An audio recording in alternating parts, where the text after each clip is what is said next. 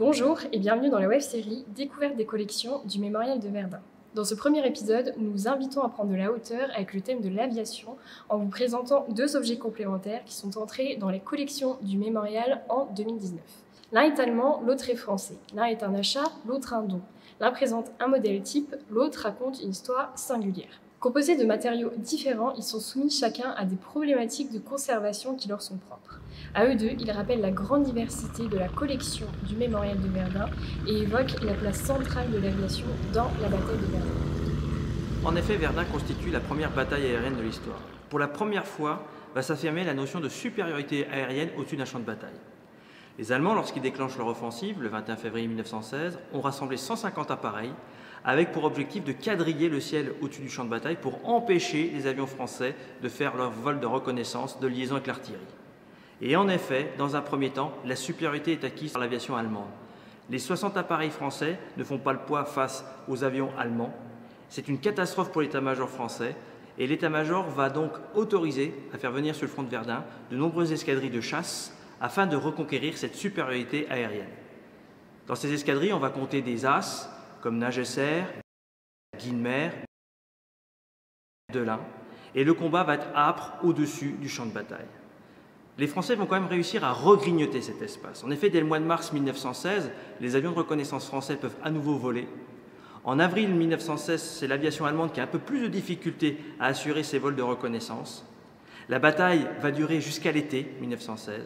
Les Allemands, pour essayer de contrer cette offensive de la chasse française, vont essayer de rassembler leurs avions de chasse Heindecker en escadrilles distinctes sous l'impulsion de l'as allemand Oswald Boelcke. Mais rien n'y fait, à l'été 1916, la supériorité est passée définitivement dans le camp des Français. Pour commencer, allons du côté de l'aviation allemande avec ce casque d'aviateur allemand. Je vous présente un casque d'aviateur allemand, aussi appelé Sturmhelm, qui signifie littéralement casque de protection. Ce casque a été adopté par l'armée allemande en 1913. Il est composé d'une visière, d'une nuquière et d'une jugulaire avec des oreillettes.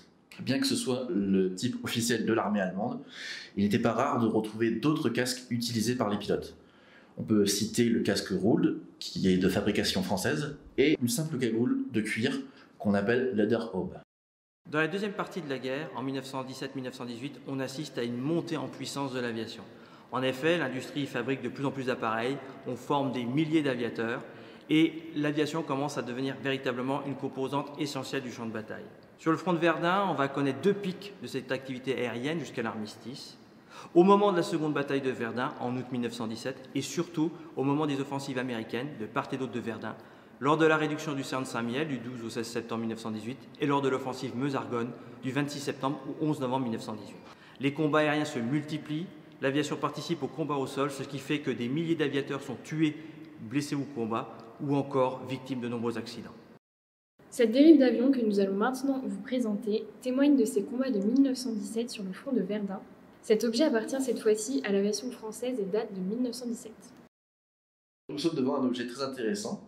Il s'agit d'une dérive d'avion récupérée et décorée par son propriétaire, le pilote adjudant-chef Marie-Louis Plançon de l'escadrille SOP 216. Conçu en toile avec quelques renforts métalliques, une dérive se situe au niveau de la queue de l'appareil et est censée stabiliser l'avion en vol. Donc on peut voir que la dérive a été peinte avec un motif représentant un chien en trompe-l'œil. Au recto, la gueule de l'animal semble percer la toile et au verso, il y a le postérieur du chien qui perce aussi la toile. On ignore qui est ce chien, on peut supposer que ce soit l'animal de compagnie du pilote ou alors la mascotte de l'escadrille. On note une inscription, plan de dérive de mon coucou SOP Swiss, chute du 5 juin 1917. Donc là, on sait une date pour un crash, mais aussi quel type d'avion appartenait cette dérive. Grâce à la forme, on sait précisément qu'il s'agit d'un Sopwith 1,5 Strutter, appareil britannique, surtout utilisé pour la mission de reconnaissance, mais qui fut très largement produit et utilisé par l'aviation française à partir de 16-17, sous une appellation différente, à savoir Sopwith 1A2. La datation de la peinture réalisée sur la dérive pose question. Est-ce qu'elle a été réalisée après le crash, en souvenir de ce crash, ou est-elle antérieure à cet accident? Car on sait que dans l'escadrille 216, à laquelle appartenait Marie-Louis Plançon, les aviateurs avaient pu peindre sur la dérive un insigne personnel. La peinture interroge, mais également la date de l'événement interroge. En effet, il est indiqué que le crash a eu lieu le 5 juin 1917, alors que l'escadrille se battait sur le front du chemin des Dames. Or, nous possédons une lettre que Marie-Louis Plançon a envoyée à sa mère le 24 septembre 1917, dans laquelle il indique qu'elle a eu un grave accident la veille. En effet, ayant eu une panne moteur à 180 mètres d'altitude, ce jeune aviateur a tenté de négocier son atterrissage sur son aérodrome.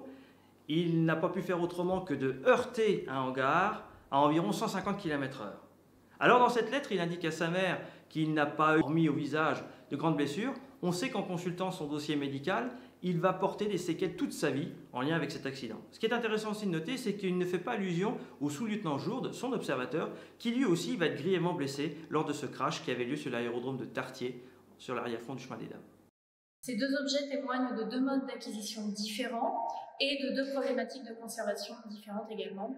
Dans un premier cas, le casque allemand a fait l'objet d'un achat par le Comité national du souvenir de Verdun, donc qui est l'association qui possède nos collections.